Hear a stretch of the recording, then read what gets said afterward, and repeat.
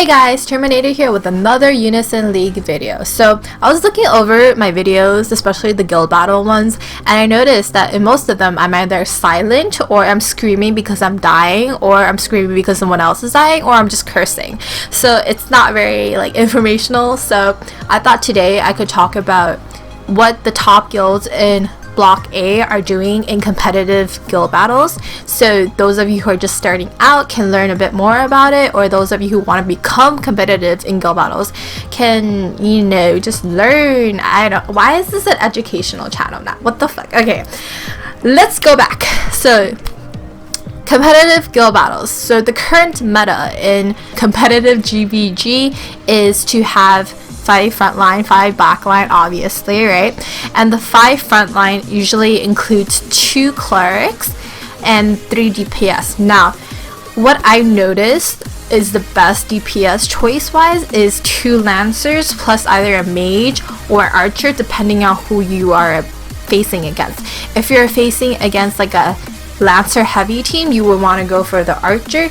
If you're facing against a soldier heavy team, you would want to go for the mage. So something like that. And the 2 clerics, right? In competitive GVG, at least the 2 clerics need to have at least 80 defense. I'm not a pure cleric, so I haven't reached that. But Gabe, our pure cleric, he has over 100,000 magic defense, I want to say, and he has well over 80k defense. So he's pretty bulky. He's the bulkiest out of all of us, man. There's no comparison. But yes, so if you are a cleric frontline, tankiness is what you want to definitely go for. At least 80 if you're a pure cleric. If you're not, you can do lower, but try to be as tanky as possible, because if you die, your team generally dies too. Okay, next, the DPS. Why 2 lancers are the better choice? I want to say best because there's a lot of good builds out there, a lot of compositions out there. It all depends on how your team works too. So the more you play together, the better your teamwork will become. So going back to lancers, why the lancers are the best, I think, is because they have the fastest animation. So once you cast your skill, you attack immediately. Unlike for archers, there's a little bit of delay, as well as healing, as well as soldiers, there's a little bit of delay. Mages and lancers have the quickest skill animation, especially mages with meteor strike or meteor rain. That's why they're so commonly used in guild battles. Lancers, you have, all your skills are super fast. Cross assault, severe sting, any combination of the 2 is super good. Or you can also use break attack, because barrier is quite common. It's a quite common skill, not skill, but what is opening skill for current meta. Since we're on the topic of opening skills, right, I would recommend, if possible, all your frontline people carry opening skills. So not health regen is not a good opening skill to start with. I personally don't like it, but if that's all you have, then you can stick one out. You can stick one in. What the fuck am I saying? You can have one. Okay, so. But if you have health regen, you would definitely want to carry guard. Right now, it's pretty chill, so none of us are that crazy. None of the guilds are super crazy about competitiveness. But once, 1 month before a ranked guild battle comes, you definitely want to practice your guarding as well as more defensive strats. Because nowadays, if you don't have starting skills, right, most likely than not, you'll get nuked out instantly. And if you don't have guard, you're just all that much easier to kill. Okay, so opening skills, the reflect is super good, right? 4-stack reflect is super good. I would recommend that if you can get it. And then you can use barrier stack too. Barrier wise, the defensive up, the one that shows the barrier icon, I think 1 stack of that, not 1 stack, but 1 armor of that is good enough, which gives you 2 stacks of defense. So if you can get that, that's also pretty good. Regen is it's less likable, like I said before, but you can still use it. It's good. It helps the cleric out because they don't have to heal you as much for the first, I don't even know, 25 seconds, I want to say. So yes, definitely, if you have opening skills, definitely use them for guild battles. You don't really need, like, I don't recommend infusing them. Like, I would infuse their gear over opening skills first. Like, infuse the other stuff and then infuse your opening skill ones, because for me, opening skills is only useful during guild battles or Coliseum, not so much in PvE, so I focus on other stuff first before I do that. Whew, I lost my train of thought. Where was I? Okay, 2 Lancers, super good. So, if you can get 2 Lancers on your team, right, you want to kind of sync your moves. So 1 Lancer would hit the opponent first, whoever your target is, and you want to break that opponent, and then the second Lancer does cross assault, which is just a teeny bit slower, like I would say even like a millisecond slower, to cross assault, and it's usually like an instant nuke down unless that person has, you know, guard or something. But if you see that person guard, you don't use cross assault, right? That's a waste of a really high damaging skill. Always watch for guard, because in most competitive guilds, high DPSs usually carry guard, especially mages. You can expect mages to have guard, like that's no question. And for mages, if you're mage playing frontline, you also have to be really careful to look at the opening skills. So don't how should I say this? Originally, like way before opening skills came out, it's okay to do instant nukes. Like you just EE and you just throw down your meters. That's fine. But now, since it's opening skills are really prominent in competitive guild battles, you can't do that. Like if you do that and the other team has like 4 reflex, then you fucking dead, yo. There's no like question about it. You're dead. So always make sure you're looking at what the opponent has before you throw down your meteors. Same with any kind of attacker. Like you don't want to attack a person who has like 4 stack barriers on them, right? So attack the person who has like no opening skills or isn't guarding, or you know, you think is squishy. What we found out that what worked really well for us in one battle is that we saw that one cleric didn't have opening skills, right? So we went for that cleric immediately. And usually if 3 DPS, like if all your DPS are like over 90,000 attack or magic attack, that cleric will go down. Even if they have 80. Like if you break and you do cross assault and then your mage hits, then it's game over.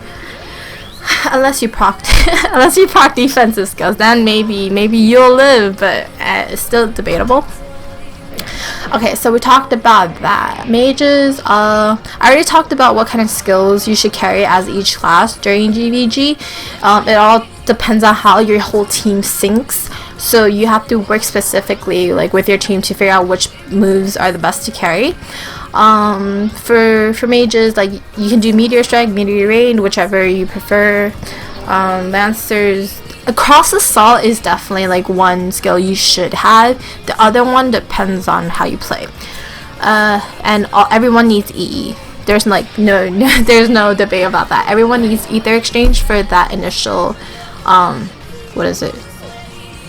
attack. Even if you're not going to attack initially, you still need EE. Okay, so we have that. So backline, what backline is doing most of the time is they have 4 archers, 1 mage. The mage carries Fanatic Soul, I think that's what it's called, and the archers, all 4 archers carry Wind of Courage, and then 2 attacks as well as EE. So originally we thought that 3 attacks would work better for our archers, but we figured out that, you know, with 3 attacks, yes, you can do more damage in the given amount of time, but we usually ran out of cost before we finish the crystal, so EE is better than another attack in that case. Fanatic Soul, the mage does not need to have EE because you use Fanatic Soul and then you use your attacks and then you let the archers do most of the damage. As a crystal breaker and like your backline, you definitely need the crystal breaking weapon. So mages need the crystal breaking staff and the archers need the crystal breaking what are they called? Both. Oh my god, I had like that was like a mental breakdown moment. Holy shit, I forgot what archers carried. I was gonna say archers carry archers. I was like, what? Wait, no. Okay, so That's backline. Like, backline strategy is pretty simple. There's like only one meta currently. Like, if you can't get the archers, if you can't get 4 archers, or you can't get the mage. The mage, I think is pretty easy to get, but the 4 archers, like 4 high DPS archers, might be a little difficult for those of you guys who are just like forming your guild, or like you can't one-shot yet. If you can't one-shot yet, then it's all about building up your attack. But if you don't have the 4 archers, then you could go with like any other class and make them carry like a debuffing move instead of Wind of Courage. So that also works. It's something that we did in the past, but we don't do that anymore because, well, we might even do that now. I don't know. Like, we lost the archers, so we are technically recruiting now, but I don't know. It's like everyone's pretty chill, so I don't think anyone's like looking for guilds very passionately. Like 1 week before rank guild battle, everyone's like, oh, I need a guild, I need to get high rank, oh. Okay, I'm sorry. So, where was I? Right, we're recruiting an archer, so advertisement right here. It's like a 75 magic attack archer with preferably a crystal breaking bow. If you don't have one, then it's okay. Like, Mobius is coming, so as long as you can get one in the next Mobius, like, we're fine with that. But yeah, random advertisement here. It was not planned. Okay, and right now, let me think. Oh yes, okay. Let me talk a little more about how to play competitive GVG. So how to use your skills. So I already talked about how Lancers should be in sync, right? So most of the time when we fight tough guilds, right, they all have starting skills. Like, we're just used to it. Well, not all of us. 3 of us have starting skills. The 3 who doesn't have the starting skill carries guard, so he doesn't get nuked down instantly. Okay, and our archer, she has a health regen, so she has 2 stacks of that, which is okay, but she also carries guard or barrier. A lot of us carry barrier, so even after we guard, we intend to like barrier ourselves if it's a really high DPS team we're fighting, so that we don't die. Like, the whole point of GVG, right, is so that your front line lasts long enough for your back line to build costs. So when your back line goes in during Crystal Assault, they can do an instant nuke down without any like hassle of, you know, going back and forth. So that's the whole point of the current meta. For your front line to tank and kill the opponents, so your back line has enough cost to go in.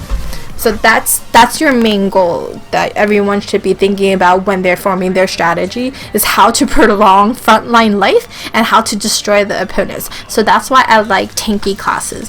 Like, that's the only reason, well, not the only reason, because I like to live, but that's the reason why I chose to build a tank, like a bruiser lancer instead of like a pure DPS lancer, because if you're squishy in frontline, you're fucking dead. I mean, there's no debate about it, and you see how OP archers are, right?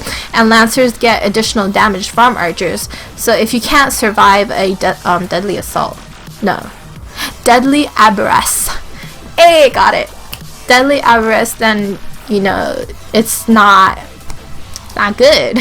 You have to be able to survive at least one, and that's why I carried barrier, and like Bree also carries barrier during guild battles. It's so we can tank those fucking arrows like it's nobody's business. Just choked up my spit. It went down the wrong tube.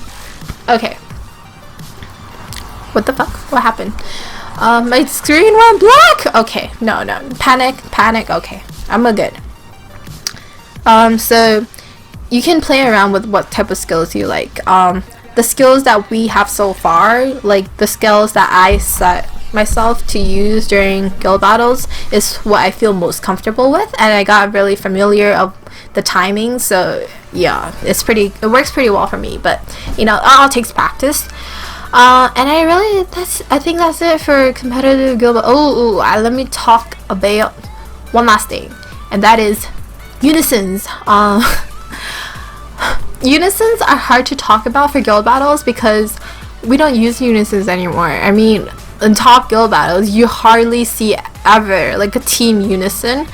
so I don't really find a point in talking about it. But if you do get uni, like if you get targeted and you get your uni bar up, definitely use it. And like the type of monsters is pretty obvious. Like you use buff monsters, or you use like Asuka, you use barrier monsters. All those monsters are super good. You use debuff monsters even. So all those choices are super good. And now that's it. Now I'm good. Hope you found this helpful and you didn't think I was boring, because that would hurt my feelings. No. Okay, I'm high. Alright, see you guys next time. Bye bye. I'll be back. As always, thanks for watching. See you guys next time. Bye.